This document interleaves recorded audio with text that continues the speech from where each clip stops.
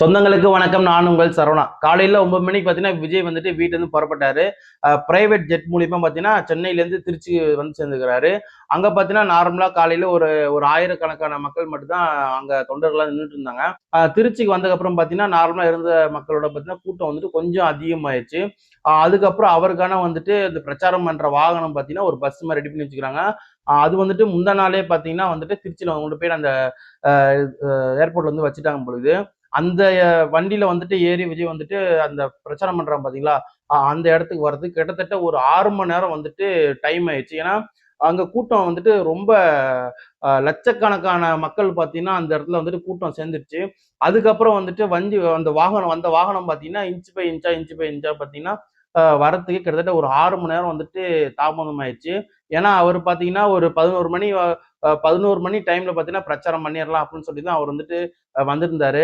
அத முடிச்சுட்டு இன்னும் 2 இடத்துக்கு போலான்ட்டு இருந்தாரு. ஆனா பார்த்தீங்கன்னா, ரொம்ப கூட்டம் அதிகமானனால பார்த்தீங்கன்னா, கிட்டத்தட்ட ஒரு 6 மணி நேரம் வந்துட்டு கூட்டம் வந்துட்டு காட்டாற்று வெள்ளம் மாரி ஒரு கட்டுக்கடங்காத கூட்டம் வந்துட்டு வாகனம் பின்னாடியே மக்கள்கள், அப்புறமேட்டு அவங்க தொண்டர்கள், அ அதுக்கு பின்னாடி கொஞ்சம் கொஞ்சம் பைக் இதெல்லாம் நெறைய வந்துச்சு. நீங்க வீடியோல பார்த்திருப்பீங்க. இந்த ஊர் மக்கள் வந்துட்டு அவருக்கு நினைவு பரிசா பார்த்தீங்கன்னா, இந்த நம்ம முருகரோட வேல வந்துட்டு அவருக்கு வந்துட்டு குடுத்திருப்பாங்க. அந்த வீடியோலாம் நீங்க பார்த்திருப்பீங்க. கரெக்ட்டா அந்த பிரச்சாரம் பண்ற இடத்துக்கு வந்ததுக்கு அப்புறம் பார்த்தீங்கன்னா, ஒரே கூட்ட நெரிசல் அதிகமாயிருச்சு. ஏன்னா, லட்சக்கணக்கான பேர் வந்துட்டு ஃபுல்லா எல்லா பக்கமும் சூழ்ந்துட்டாங்க.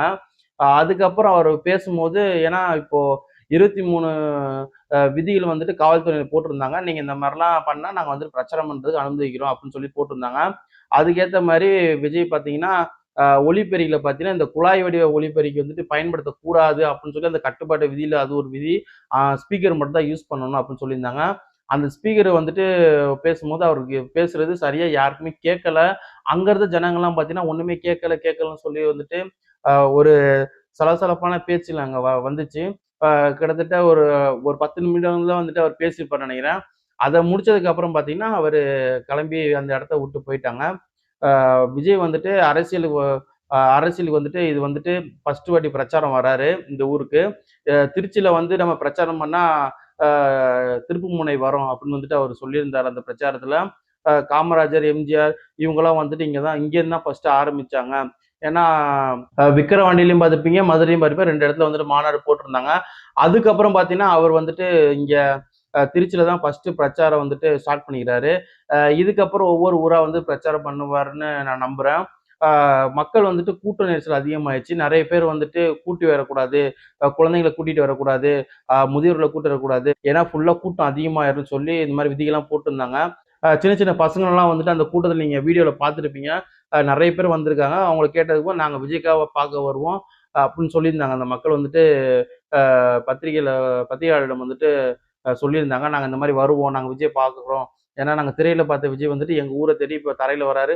அதனால நாங்க அவர வந்து பார்க்க வரோம் அப்படின்னு சொல்லி மக்கள்லாம் வந்துட்டு அந்த இன்னைக்கு மழை வேற வர மாரி இருந்ததுனால கொஞ்சம் வெயில் தாக்கம் கம்மியா இருந்ததுனால அங்க வந்துட்டு பெருசா எதுவும் அ சேதாரமும் பாதிப்பும் அடையல. ஆனா அது ஒரு பக்கம் இருக்கும்போது, இன்னொரு பக்கம் பார்த்தீங்கன்னா காலையில பொழைக்கிற பொழப்ப கெடுத்து விட்டா எப்படி மக்கள் பொழைக்குங்க? பஸ் வராதுன்னு யாரும் சொல்லலையே. தெரிஞ்சிருந்தா தான் நாங்க வீட்டுல இருந்திருப்போமே. தெரியாது. என்னமோ விஜய் வரான்னு சொன்னாங்க. அதுதான் தெரியாது. எங்கிட்டு வரா என்னன்னு தெரியல. வசதி இல்லையா இங்கே எங்கடையாவது வரது நல்லா போய் படுத்து எரிஞ்சு வீட்டை பார்த்து தான் போகணும். வீட்டுக்கு போனாலும் சண்டை போடுவா. இன்னைக்கு வேலைக்கு போகலையே அப்படின்னு சொல்லி சண்டை போடுவா. அவ்வளோதான், அன்னைக்கு வேலை போச்சு. இந்த விஜய் கட்சினால போச்சு. விஜய் வந்திருக்கிறாங்க, அதனால தான் பஸ் மறியல் பண்ணி விட்டுருக்கோம், மாற்றி விட்டுருக்கோம் அப்படிங்கிற. இதனால மக்கள் வந்து ரொம்ப பாதிப்பாக இருக்குங்க சார். எங்களுக்கு ரொம்ப இடதூரமாகவும் இருக்குதுங்க சார். இதனால வந்து இப்போ நாங்கள் போய் நடந்து வாங்கிட்டு எப்படி ரூட்டு வரேன்னு எங்களுக்கு அதுவும் தெரியலைங்க சார். அந்த பிரச்சாரம் போற ரூட்டுனால பஸ்ஸெல்லாம் மாத்தி விட்டுருந்தாங்க. அங்கேருந்து பொதுமக்கள் பார்த்தீங்கன்னா, ரொம்ப தன்னுடைய கஷ்டத்த வந்துட்டு தெரிவிச்சாங்க. நாங்க வந்துட்டு வேலைக்கு போறோம். எங்களுக்கு எதுவுமே தெரியல. பஸ் எந்த பக்கம் வருது, எந்த பக்கம் போகுது ஒண்ணுமே புரியல. நாங்க இங்கேருந்து தான் எல்லா ஊருக்குமே நாங்க வந்துட்டு வேலைக்கு போவோம். கிட்டத்தட்ட ஒரு அ ஆயிரக்கணக்கான பேர் இந்த ஊர விட்டு தான் நாங்க வெளியில போயிட்டு திருப்பி நாங்க சாயங்காலம் வீட்டுக்கு வரோம் அப்படின்னு சொல்லி நெறைய மக்கள் வந்துட்டு அந்த பத்திரிகையாளர் வந்துட்டு பேட்டி குடுத்துருப்பாங்க. அவங்க வந்துட்டு ரொம்ப கஷ்டப்பட்டுருக்காங்க அப்படின்னு சொல்லி வருத்தத்த தெரிவிச்சுக்கிறாங்க அவங்க. அதுல ஒருத்தர் பார்த்தீங்கன்னா, நான் வந்துட்டு ரூ. 600 சம்பளத்துக்கு வரேன், போறேன். இந்த மாரி இருந்தா எப்படி இருக்க முடியும்? என்னால எப்படி வர முடியும்? என் பொழப்பு போயிடுச்சுன்னு சொல்லி அவர் ரொம்ப வருத்தம் தெரிவிச்சிருப்பாரு.